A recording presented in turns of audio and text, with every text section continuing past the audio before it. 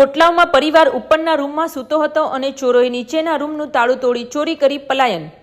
1,50,000ના મત્તાની ચોરી કરી ફરાર થતી ચડ્ડી બનિયાનધારી ગેંગ ફળિયામાં લાગેલા સીસીટીવી કેમેરામાં થઈ કેદ। પારડી કોટલાવ ગામે ગત રાત્રિના ચડ્ડી બનિયાનધારી ગેંગ એક ઘરને નિશાન બનાવ્યું હતું। પરિવાર જ્યારે ઉપરના માળે રૂમમાં સૂતા હતા ત્યારે ચોર ગેંગ નીચેના ઘરનું તાળું તોડી ઘરમાં પ્રવેશ કરી ઘરમાં રાખેલા સોનાના દાગીના અને રોકડ મળી કુલ્લે રૂપિયા 1,50,000ના મત્તાની ચોરી કરી ચોર ગેંગ પલાયન થઈ ગઈ હતી। સવારે પરિવારને ચોરીની જાણ થતાં જ પોલીસને જાણ કરવામાં આવી હતી અને પારડી પોલીસે ઘટના સ્થળે પહોંચી તપાસ શરૂ કરી હતી। જોકે ફળિયામાં લાગેલા સીસીટીવી કેમેરામાં ચડ્ડી બનિયાનધારી ગેંગની હરકતો કેદ થવા પામી છે। પારડી તાલુકાના કોટલાવ ગામે ભંડારવાડ ખાતે રહેતા નેવિલ રમેશભાઈ ભંડારી ઉંમર વર્ષ 36 ગત બુધવારની રાત્રે લગભગ 9 વાગ્યે તેમની પત્ની તૃપ્તિબેન અને બાળકો સાથે જમી પરવારી ઉપરના માળે સૂવા ગયા હતા અને નીચેના ઘરને તાળું માર્યું હતું, પરંતુ રાત્રિના સમયે ચડ્ડી બનિયાનધારી ગેંગ તાળું તોડી ઘરમાં પ્રવેશી ગઈ હતી।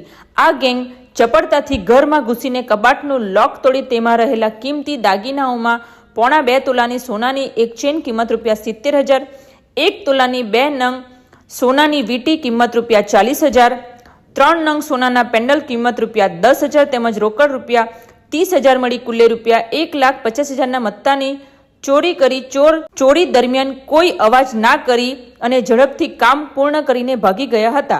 જ્યારે બીજા દિવસે સવારે 6 વાગ્યે નેવિલભાઈની પત્ની નીચે આવી અને તૂટેલું તાળું અને વિખરાયેલા સામાનને જોઈને ચકિત થઈ ગઈ હતી અને ચોરી થઈ હોવાનું પરિવારને જાણ થતાં જ તેઓએ આ અંગે પારડી પોલીસને જાણ કરતા પીઆઈ GR ગઢવી તાત્કાલિક તેમની ટીમ સાથે ઘટના સ્થળે પહોંચ્યા હતા અને ચોરોને ઝડપવા માટે તમામ સ્તરે પ્રયાસો શરૂ કરી વિવિધ ટીમોને સક્રિય કરવામાં આવ્યા હતા અને સાથે પોલીસ દ્વારા ફળિયામાં લાગેલા સીસીટીવી કેમેરાની ફૂટેજ પણ ખંગાળવામાં આવ્યા હતા, જે ફૂટેજમાં ચડ્ડી બનિયાન પહેરેલી ગેંગની હરકતો સ્પષ્ટ જોવા મળી હતી, જે આધારે પારડી પોલીસ દ્વારા ગુનાહિતોને ઓળખ કરવાની કામગીરી હાથ ધરી છે।